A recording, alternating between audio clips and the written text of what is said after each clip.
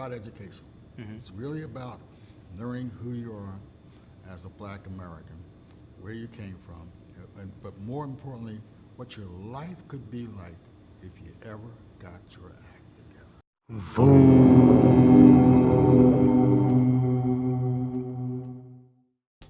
Bob Lott is an institution when it comes to the filmmaking scene in Philadelphia, having won multiple awards for his documentaries and having his own installation in the African American Museum. There are few people who have the resume of Bob Lott. He began his filmmaking career working closely with Philadelphia International Records and the Sound of Philadelphia. In 1983, he began the Gavin and Lott Show, which was the first black nationally syndicated music video show. If you're not aware, MTV was playing music videos, but they were not playing black artists. This show was syndicated in 55 cities and was doing very well. He then began Teamwork Media Group International, whose main goal is to change minds by changing perceptions and combating negative imagery of the black community with positive imagery. On top of all that success, Bob Lott has been a really good friend and mentor of mine. And though he is much more comfortable behind the camera, I'm glad he decided to do an interview with me and discuss his philosophies. All right, this is Kyle Ingram, aka the Voodoo Man, here with the legendary Bob Lott. He's done so much for black filmmakers and black filmmaking, especially in the Philadelphia area. But I wanted to talk to you about, how did you initially get into filmmaking? What was it about, film that grabbed you? Well, back in 1979, I used to be an architect. And back in 79, I was also a part of the music industry. I really wanted to go into the music industry. I met a lady who had a television show down in Wilmington, Delaware. And she says, "You're an architect in the music business? Right. Then I think I'd like to have you on my TV show, because that's very unique. When I went down and sat in the small studio for the TV show and I saw the cameras and the lights, it really kind of excited me. I thought, because I was in the music business at that time, wouldn't it be great to take music and make them small movies, which eventually, as you know, came out to be music videos. Music videos, yeah. So that inspired me to go out and buy the first camera in 1979. And I started taping for a couple of years. Then I met a guy named Walt Gavin, who was a writer. He literally convinced me to walk away from the architectural business and start the film and video business. And that's how it got started. That's pretty interesting. So, you were an architect. I think, did you design some buildings? And what areas were you working? Basically, for the most part, I was a senior associate in a majority firm. Plus, I had my own side business of architecture. Churches. Okay. I did a lot of churches for the company that I was employed with. Lutheran churches, Presbyterian churches, Jewish synagogues of all kinds, a lot of award-winning buildings. And finally got to do a black church in Jersey City, New Jersey. Right. Which is the last project I ever did as an architect. That's pretty, because I remember, I work with Bob a lot, and he's taught me a lot about filmmaking and life in general. He actually had a lot to do with this entire video series, because riding around with him and meeting the people that he works with, I got the chance to meet Dr. Robinson before he died. And even though I met him only a few times, his impact on me was very immense. How did you meet Dr. Robinson? I met Dr. Robinson in 1989. Jocko Henderson used to be a DJ here in Philadelphia. Called me one day and said, "I want you to meet this gentleman. He just produced a film, actually an animated film for children about the song High Princess, and he needed some promotion and video." That's how I met Dr. Robinson. From that day on, we became like father and son. And over the years, I've done a lot of things with him. I've done a lot of things I've learned from him. And consequently, since he's passed now in 2012, at his deathbed, I promised to continue his mission to educate black folks about who they are and where they came from. Right. So we've done a lot of things together. Right.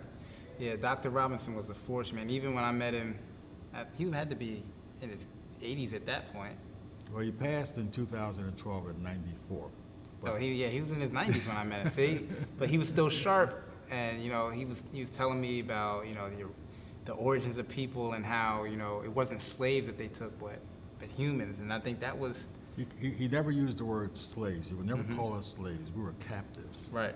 That's what we were, not slaves. We might have been in slavery, but we were not slaves. Right. We were captives, because basically he saw that as being a war between white folks and black folks, particularly Africans.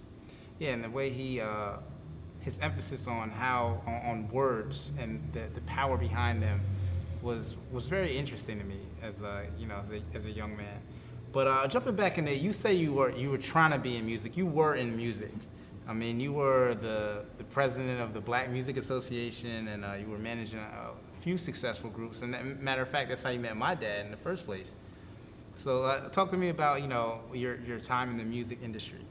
Well, again, it was 1977, and I decided to go into the music industry, even though I was still an architect. And yet, you're right. I met your father on 1977, at the recording company that he was signed for, and my group was signed for. So we met at that place, not here in Philadelphia or Jersey.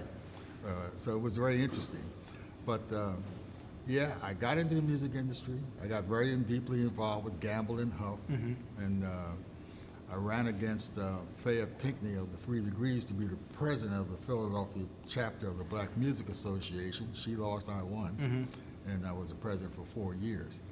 And since then, you know, that same time period, I've worked with Gamble and Huff and all of the recording artists up until recently. Yeah. I mean, you have so much footage and so much history of the Philadelphia music scene and documentaries, but what made you want to, you know, I know Dr. Robinson was a big influence, but what made you want to tell the stories you tell? You have, you've told the story of, you know, the first Black Olympians. You tell the story of the, you know, the Museum of Black Film. What, you know, what drives you to continue to try to educate using film? Well, it's the only way I know to educate. Like Dr. Robinson was an author. He was a speaker. I told him that I was going to continue his mission, doing the best thing I can with what I know how to do, film. So that, and he believed in film. His whole thing was, if you could do 7 movies that show Africans and African country in a better light, you will change the minds of all Americans, white and black. Black Panther was a classic example of that. That was. You know, it did exactly what he said it would do if he did those kind of movies. That's true. So, and he's written 6 scripts. And we're now kind of looking and talking to people about possibly marketing one of those scripts. So it's just me. I have to continue the mission. I want to change the lives of our people. I want to stop black on black crime, particularly black on black killing, which happens every single day. So that's the purpose, is to get people to know who they are, where they came from, and to just feel better about themselves. Right, and that comes with telling, you know, the history, and a lot of that gets lost in, you know, in America. They don't tell our history. They don't tell us the truth about ourselves, and no one knows the truth. Well, we get the history that is given to us by other folk. Who have not lived it and don't know us. So therefore, it's important for us to tell our own stories. That's what I'm doing, telling our own stories from my own perspective, our own feelings. So that's the whole game plan that I'm going with. Now, something that I think is important, you've gone on the trips that what is the name of the group that takes everyone to Africa? Well, it used to be called Desert Club, D-Z-E-R-T Club. And because the owners met Dr. Robinson, they changed the name to the African Genesis Institute. Dr. Robinson has been having this African Genesis theory for about 50 years. Again, it gets right back to educating our people. So they, like me, fell in love with Dr. Robinson and felt as though that they were doing, because they were educating our youth primarily, that they were doing the African Genesis theory of Dr. Robinson, so they changed the name. So I've been to Egypt with them 9 times now, and also to Ghana, Morocco. And they take groups of children, and they teach them before they go. They have to do a whole curriculum about, you know, African history. And it's a 2-year program of And for the most part, they followed a curriculum that was written by Dr. Robinson. They go on several trips around the country and also Canada to learn about their American history. And if they do everything they're supposed to do from that 2-year period, they get to go to Egypt for free. Right. And that's a 10-day trip. Right. So when they come back, those kids are very different. They're ready to be doctors, lawyers, Indian Right. chiefs, okay? Because they now know who they are and where they came from. So that's the purpose of that organization. Yeah, and you work very closely with them. I mean, I know you've gone 9 times, and you filmed a lot of their stuff. You've helped them with their promotional materials. You also have helped where we are today, the African American Museum. You did the installation here. Tell me about some of the different groups that you've worked with, some of your bigger projects that you enjoyed or remember. Well, that's a good point. Remember it. I've done a lot of things. But real quick, this particular project, Dr. Lomax, who's now passed, funded this concept of giving the history and the education of some of the Philadelphia historians. So what you see here are 9 people that were related to Philadelphia in some way that created history here. And the way to do that was to do it in film. Have them talk to the people themselves. Right. So that when you go to there, even though you see them moving right now, if you push the button, they will give you a piece of history that you did not know.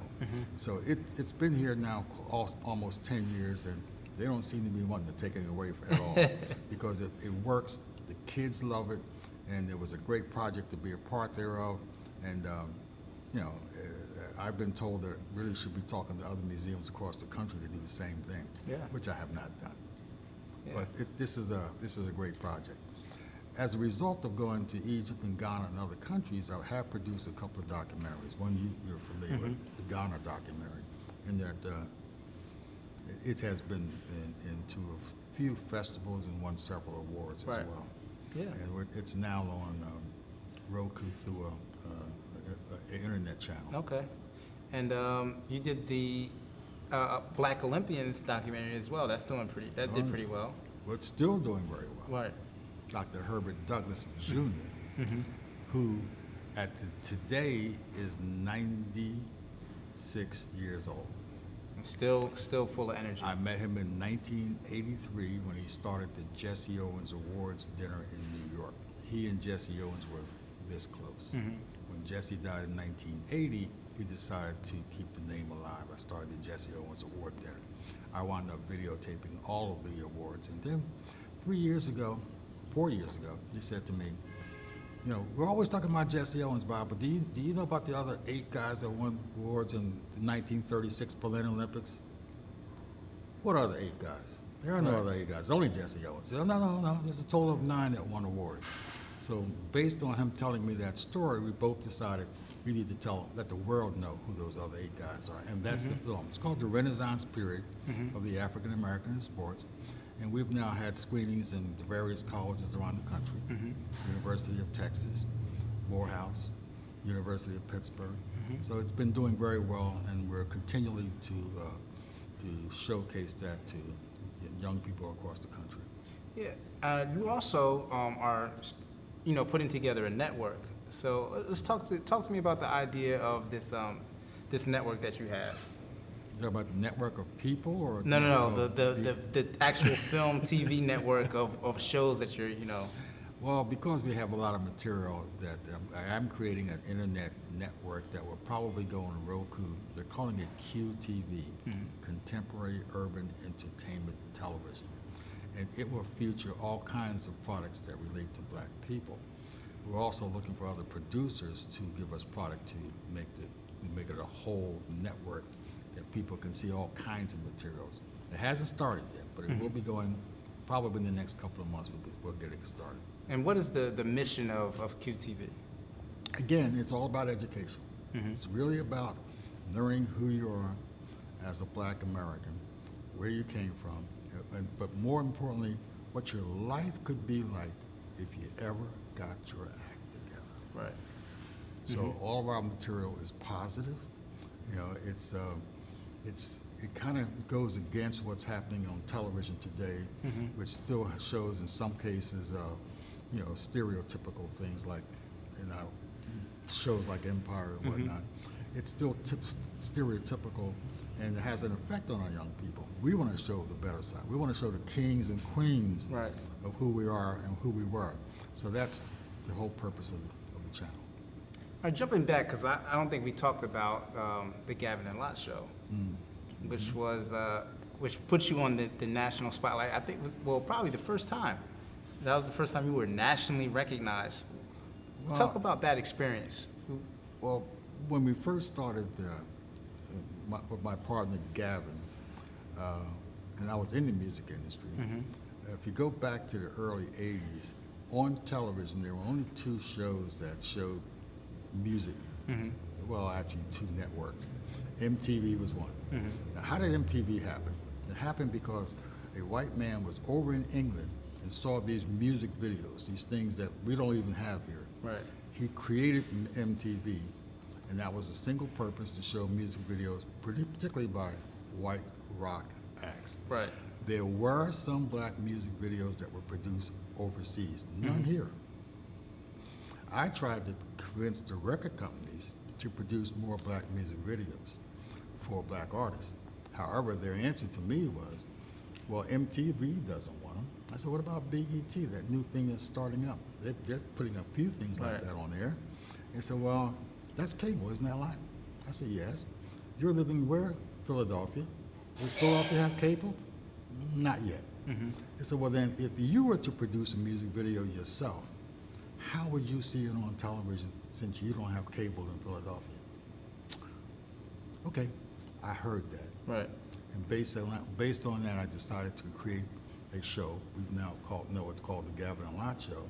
We took whatever music videos were available, and there were not a whole lot, and then we syndicated the show on regular broadcast television so that black folks and all folks in major cities that didn't have cable could watch our show. Right. And we syndicated it into 55 cities across the country. It inspired record companies to start producing more music videos. It inspired other people to create shows like that. Right. It inspired Friday Night Videos, which was a major outlet owned by NBC. Right. So, and the Gavin and Lott show lasted for 2 years. Right. I decided to let it go because I'm not a TV person. You got me on. Right. I know you don't like to be on camera. I don't like to be on camera. And they used to call me, when we did the Gavin and Lott show, for the few lines I had to do, they used to call me 50 Take Bob. Okay? So eventually I said, no more. Then we did a second show called City Sounds with Doug Henderson, who's the DJ here. Right. And that was in 45 cities Okay. across the country. So that's a piece of history. So, I mean, he's humble about it, but he really helped boost the art form of the music video, which is now a staple. I mean, our generation can't imagine a time without music videos. We were born in an era of music videos. Every artist has to, even artists that aren't signed have music videos now. I mean, everybody has them. So, I mean, it's really interesting that whole history of artists not making music videos. Like, we don't even know what that's about. What is it that you're looking for from artists today? What do you think is lacking from artists today? Real music. I hate to say it that No, way. it's all right. Say what you feel. Real music, because back in the day, I mean, you have a whole, sometimes orchestras going into the studio to create music. Today, a lot of it's all, engineered. And, push a button and you can create this kind of beat and that kind of sound. Right. Then you sing to it and you call it a day. Right. I like real music. And most people in my generation like real music. Well, there's nothing that can replace the authentic feel of real musicians. There's a feeling that happens when, a group of talented musicians gets together and they're vibing off of each other. And there's no real way to recreate that other than to experience it. You're So absolutely right. I agree that that is something that is lacking. I remember this conversation that you were having with Dr. Robinson about you like to work in documentary fields, and he likes narrative. I like to fuse both of them. I like to do a little bit of everything. Well, basically, he and I struggled for years because he really wasn't in love with documentaries. He felt as though people would watch documentaries, learn something for a few moments, and maybe forget it. Film drama is not forgotten. And so he always said, let's do drama. Let's do movies. As I told you earlier, he said, if you do 7 movies that show us in a positive light, particularly from an African perspective, will change the minds of not only black folks, but white folks as well. The documentaries, even though that's what I do, he was never really in love with that. It wasn't until maybe a year before he passed that he realized that the documentaries that I was doing could educate people to accept the Black Panther kind of movies. So he finally. Yeah, I mean, it works finally back together. there. Yeah, it works together. I wanted to talk to you about, because, hanging out with you, I ran into a lot of Pan-Africanism and a lot of, different kinds of black spirituality and black, I'm not even sure what the word is, like just black culture. How do you think that we could make that more popular, or what do you think the importance of, the symbolism of that is? Well, it gets right back to Robinson, and we've got to continually work towards improving our feelings about one another.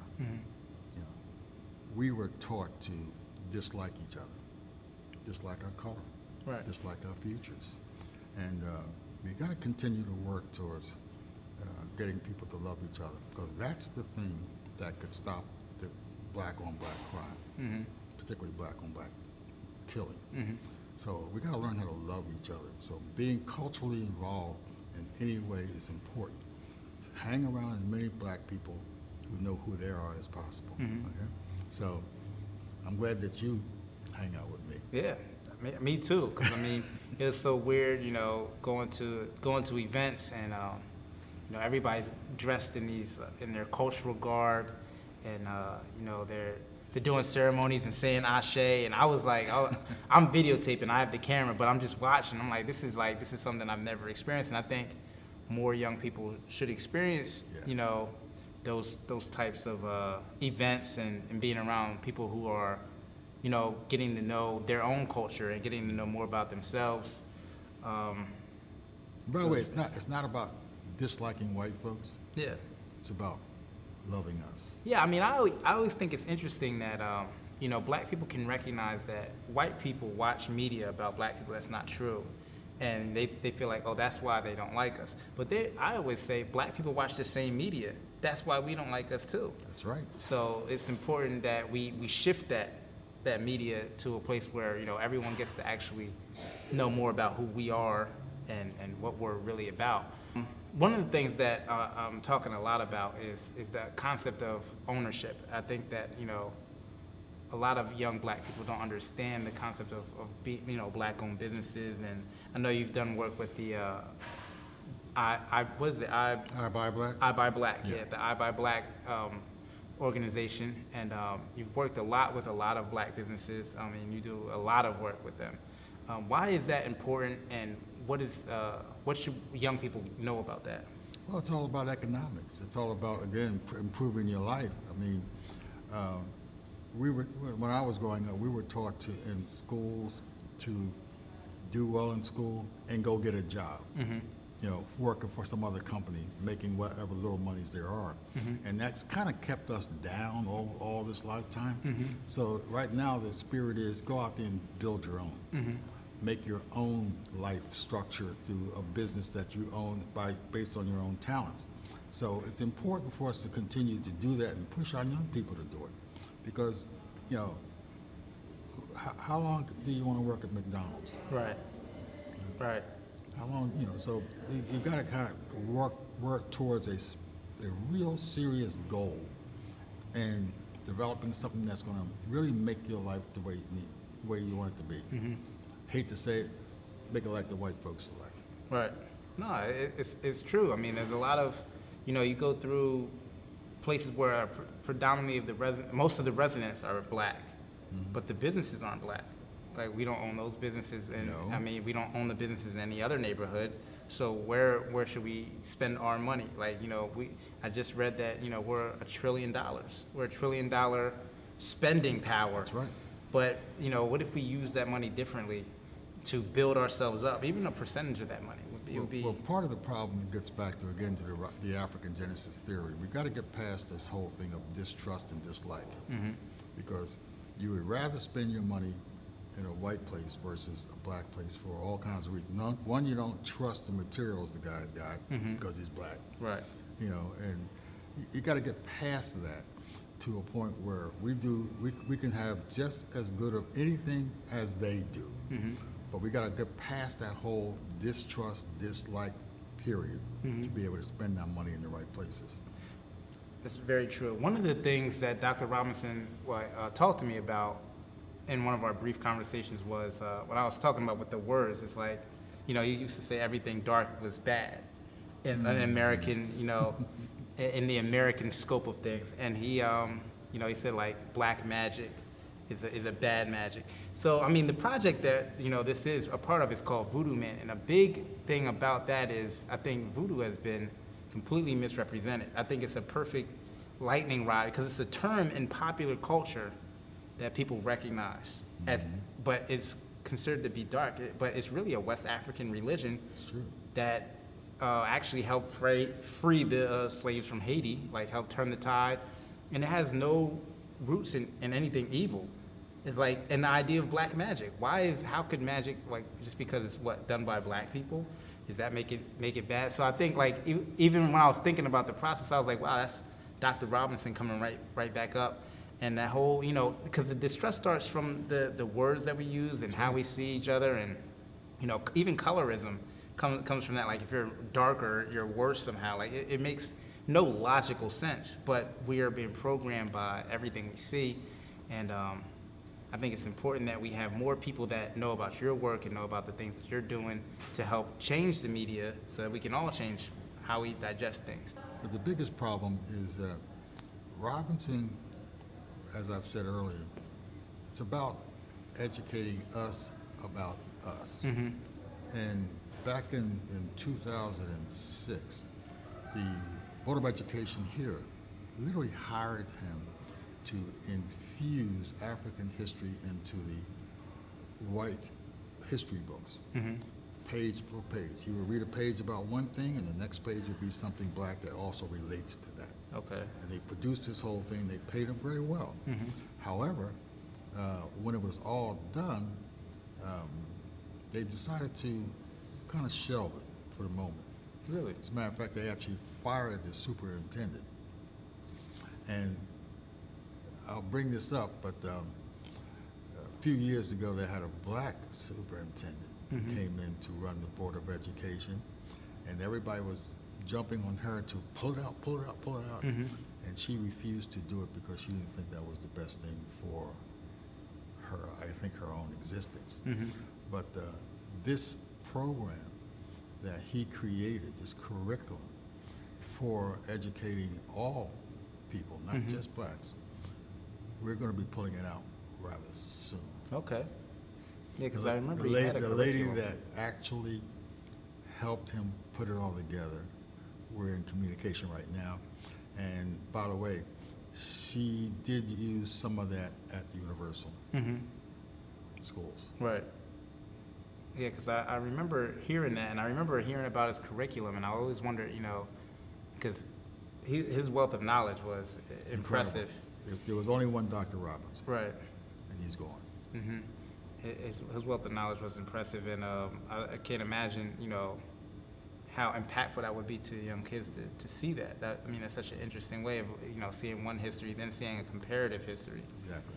Because that's what's lacking. There's nothing to compare it to. Like That's right. we're so lost, a lot of us. I think religion is a powerful tool because a lot of people rely on it. A lot of people rely on it as the truth, but they're not familiar with anything other than Christianity. They don't, recognize that African civilizations had their own religion. They feel like, the history says that we're savages and that we didn't believe anything. And I think it would be powerful for black people to recognize that before Christianity, we had our own spirituality, which is, you know, what Voodoo is really about, which is, I mean, the idea of this whole project. I mean, there was multiple religions from different regions. I mean, Africa's a huge continent. People don't even know how big Africa is. Like in this this country, they have no idea the size and the scope of Africa, or, you know, how many civilizations there have been throughout time. Like everyone, you know, remembers Egypt, but they don't know about, you know, Mansa Musa. They don't know about the West African and South African civilizations that have existed through all time. And they have no idea about the religions that existed before. So it's more not necessarily about, you know, trying to convert people to a religion, but just bringing in awareness that there were other belief systems. There wasn't. You mentioned Egypt. Let me just say this about Egypt. It really hasn't been that long that people, black and white, realized that Egypt was a part of Africa. Yeah. I mean, they always separate that as something different, not Africa. Even the OJ song. Right. You know, I can't remember the song right now. They talk about Africa and Egypt too. Right. That's Right. Yeah. that's what they say. Africa and Egypt too. Even at the, you know, there's a museum in Philly. Even there, at I think it's at UPenn. There's an Egypt section and an African section. And I think they do that not because out of ignorance, but out of interest in Egypt and like a less interest in Africa. Like people, like Egypt, the section is a popular section. Africa, not so much. So they try to separate it because, you know, Egypt is all these attractions. The pyramids are wonders of the world. They don't want to attribute that knowledge to black people. I think it was I was working with you for a project with Chike Akua, I think it was, and he was talking about the science behind building pyramids and how the black architects actually left, you know, their knowledge, if you knew how to read it, if you knew how to look, and like it was mind blowing that people, so like, you know, there's all these shows about, you know, is it aliens? It's like, it's ridiculous that they couldn't believe anything other than black people built that. We built them. I know. If you go to Egypt, and all you gotta do is look at all the statues all through Egypt and see the black noses busted off. Why are the noses busted off? Right. All right. Even the Sphinx. Look at look at the cheeks on the Sphinx. You know, noses off. But there's a reason for that. They don't want. Once it was captivated by the Europeans. Right. There's no way in the world they were going to let the world know that black folks did this. So get rid of whatever it looked like for black folks. It's very unfortunate. But yeah, Chike Akua, he's a heck of a man. Very, very intelligent. He travels the whole country now teaching young people about Africa. Yeah, I mean, you know, working with you, you meet a lot of very interesting people that are, you know, are doing a lot of interesting things for you know, black people globally. And, you know, you do a lot of interesting things, you know, capturing that and helping to spread their message and helping to produce this media. I think if you were talking to a young filmmaker or a young artist who was, you know, interested in creating some media, what words would you tell them? That's an interesting question. It's hard to respond to that, other than the fact that if that's your love and that's your passion that you want to do, stick with it. It's not an easy business to be a part thereof. There's very little funds to fund anything that you want to do in film, but stick with it. And if you really feel that you can get a message out to our people, make sure you get it out. Find a way to make that happen. It's important to educate our people as best you possibly can. Other than that, I don't know what else I can say, but just stick with it. Voodoo.